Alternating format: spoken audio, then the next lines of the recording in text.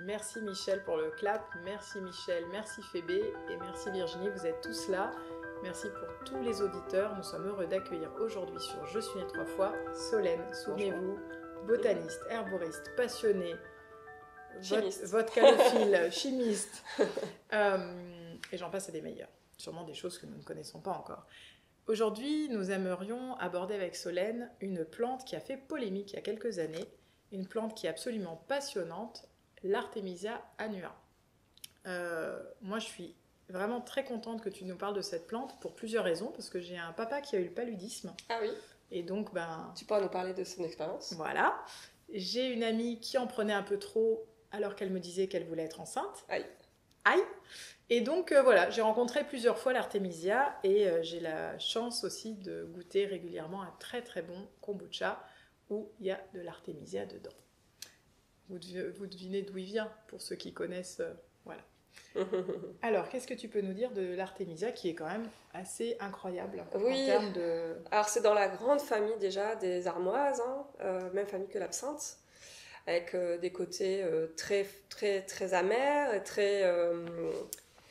avec des goûts très particuliers quand même, qui est caractéristique de ce genre et de cette famille. L'Artemisia annua a été vraiment très controversée et on en a beaucoup entendu parler en effet pendant la période du Covid.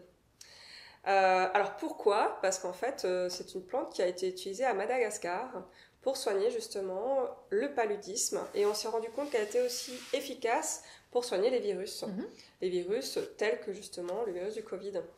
Et bien sûr à Madagascar on n'a pas forcément accès aux médicaments. Donc c'était une plante qui était vraiment très intéressante pour eux d'utiliser, pratique puisqu'elle poussait naturellement. Mais l'OMS, l'Organisation mondiale de la santé, a poussé un peu son holà en disant faites attention parce qu'en fait on ne sait pas comment le virus va muter, va s'adapter à cette plante et si ça se trouve cette plante ne sera plus efficace. Alors on préfère en tant que médecin utiliser un seul médicament, une seule formule, un seul principe actif pour soigner, pour être efficace et pour pas que justement le virus s'adapte et mute et s'adapte en fait à des traitements. Donc ce qui est compliqué en fait avec les plantes en général, c'est qu'elles contiennent beaucoup de principes actifs. On appelle ça le totem de la plante. Il y en a des centaines, des milliers de molécules actives. Et ce qui est intéressant justement dans les virus, c'est d'utiliser plusieurs molécules qui sont actives pour justement lutter efficacement et pour pas que le virus s'adapte ou le parasite s'adapte à cette molécule en particulier. Et ce qui est intéressant avec l'armoise, c'est qu'elle contient plein des efficaces. Par contre, on ne sait pas trop encore différencier quelle molécule est active ou pas, en quelle concentration. Ça va dépendre des régions. Certaines... c'est utilisé depuis très longtemps par rapport au paludisme. Tout Ils ont vraiment des résultats. C'était le début, en effet. Ouais. Ça a été utilisé contre le paludisme. Encore une fois, ils n'avaient pas forcément accès aux médicaments. Et donc, c'est une médecine locale qui a été efficace. Je pense que tu peux peut-être nous en dire un peu plus par rapport à ça. Moi, je l'ai appris tout simplement parce que j'ai appris que du coup, les personnes qui étaient en Afrique, il y avait plusieurs sortes de médecines. Les Français étaient soignés souvent par la médecine allopathique qui venait de France, mais en fait, les locaux, ils se soignaient avec ce qu'ils avaient et ils avaient souvent des résultats au niveau de la rapidité de régénération, ils avaient des résultats parfois meilleurs. Tout à fait. Voilà, c'est comme ça que ça a quand même interpellé. Exactement. Alors après, il y a des choses bien sûr qui sont controversées parce qu'il y a certaines personnes qui m'ont aussi parlé du fait qu'ils avaient eu le paludisme et pour eux ça n'avait pas fonctionné. Donc tout dépend de la dose, tout dépend de la fréquence. Il y a très peu de recherches sérieuses en fait par rapport à la durée aussi du traitement pour pouvoir justement lutter contre le paludisme. Le paludisme c'est une maladie quand même très compliquée à s'en débarrasser. Donc c'est vrai que quand on est occidentaux et qu'on n'a pas l'habitude de prendre des plantes finalement, il y a bien sûr la médecine qui est très utile pour nous et qui peut être beaucoup plus efficace qu'une plante. Alors, pendant la période du Covid, il y a eu des ventes un peu... des trafics d'armoises, voilà, d'Artemisia annua, parce qu'elle pousse dans notre région. D'ailleurs, depuis que le Covid est là, je me rends compte que je vois beaucoup plus d'Artemisia. Alors, je ne sais pas s'il y a eu plein de graines qui ont été ensemencées et qu'elle est en train de se proliférer. J'ai l'impression d'en voir de partout, de plus en plus en fin d'été. Elle est là, elle est présente, elle est belle, elle sent bon. Elle est vraiment très intéressante. Alors, quand même, il faut se faire attention avec l'Artemisia annua, puisqu'en fait, elle contient des molécules qui peuvent être neurotoxiques. Donc, si on l'utilise vraiment d'une manière fréquente, il faut toujours faire des pauses, hein, c'est pareil, avec comme toutes les plantes. Elle peut atteindre un peu le cerveau et provoquer de la neurotoxicité.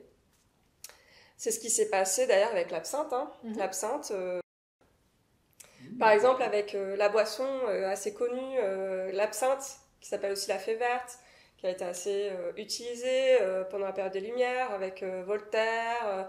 Il y avait Van Gogh aussi qui en buvait et il devenait complètement fou. Et donc ça contient une molécule qu'on appelle la thulione, qui est celle qui provoque du coup la toxicité au niveau du cerveau et qui peut rendre fou. Alors c'est assez controversé l'absinthe, hein, mais l'absinthe contenait aussi du méthanol, qui est une molécule qui rend aveugle. Donc bon, bref, c'était un peu compliqué à cette époque-là de savoir vraiment la vérité, le vrai du faux. En tout cas, pour revenir à notre armoise, c'est une plante très puissante qui est également d'ailleurs héménagogue. Héménagogue, on l'a vu avec le souci, c'est une plante qui rééquilibre du coup les règles en fait, et qui peut être utilisée aussi en interne pour ça, ou tout simplement en appliquant les herbes sur le bas-ventre, voilà, tout simplement. Par contre, moi j'avais entendu qu'il fallait quand même être vigilant, puisque ça peut être une plante dite abortive. Tout à fait, c'est ça, c'est vrai, c'est une plante aussi abortive, ouais. Un peu comme toutes les armoises d'ailleurs. Les armoises, l'absinthe sont des plantes abortives. D'accord. Voilà. L'absinthe aussi. Quoi d'autre? L'armoise, est-ce qu'il y a autre chose qui te vient? Tisane, du coup, si... Alors les tisanes pour côté amer, ça peut être intéressant. Un antiviral, ça peut être intéressant. Genre début de grippe, refroidissement? Non.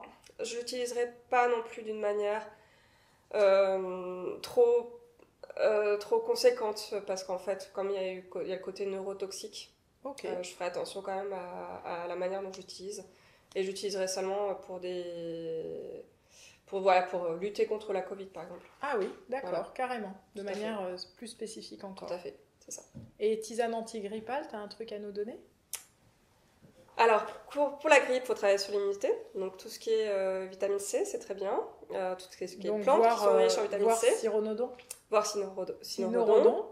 Voir aussi ortie, qui contient beaucoup de vitamine C. Une vidéo sur les orties, j'adore les orties. Il y a beaucoup de choses à dire sur l'ortie. Hein. Et j'en ai dans mon jardin.